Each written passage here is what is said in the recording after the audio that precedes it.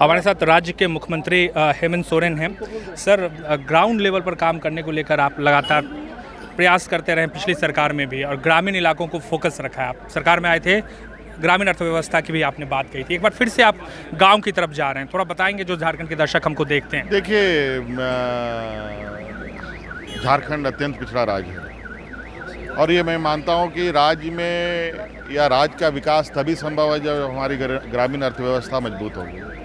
और इसको लेकर हमने शुरू से ही, सरकार बनने के बाद से ही ग्रामीण क्षेत्र को फोकस किया है।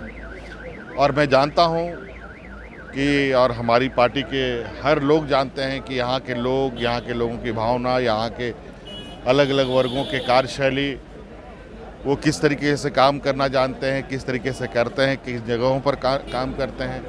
हमने उनके अनुरूप ये सारे कार्य योजना बनाए हैं ताकि ग्रामीण अर्थव्यवस्था में बढ़ोतरी हो, रोजगार सृजन ग्रामीण स्तर तक में हो और यहाँ वहाँ लोगों को भटकने की आवश्यकता ना पड़े।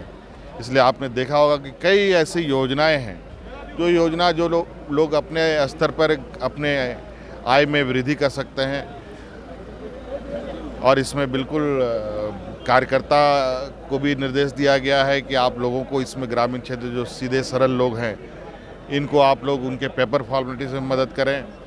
कर्मचारियों को निर्देश दिया गया है कि कोई भी व्यक्ति ग्रामीण क्षेत्र से आए तो उनको किसी भी तरीके से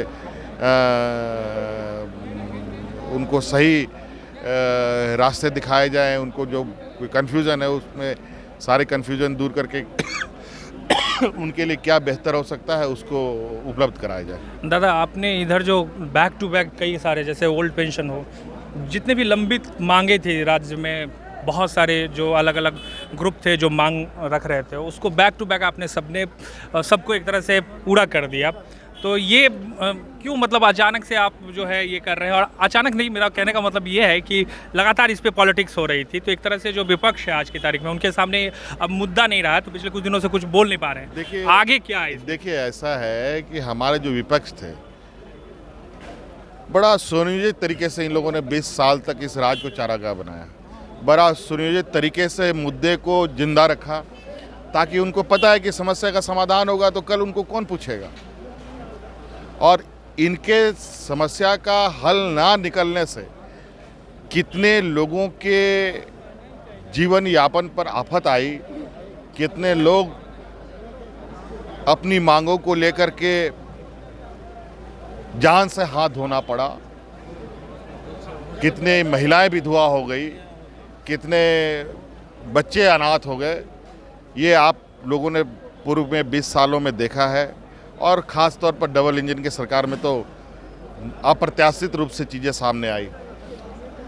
हम वोट की राजनीति नहीं करते, हम विकास की राजनीति करते हैं। लोगों के हक अधिकार जिनके लिए सरकार बनती है, जिनके लिए सरकार अरबों रुपया अपने कर्मचारियों को देती है, आखिर वो योजनाएं जिनके लिए है उन तक क्यों नहीं जाती? आज इसी को लेकर आपने देखा सरकार आपके द्वार का पहला चरण कितना सक्सेसफुल रहा।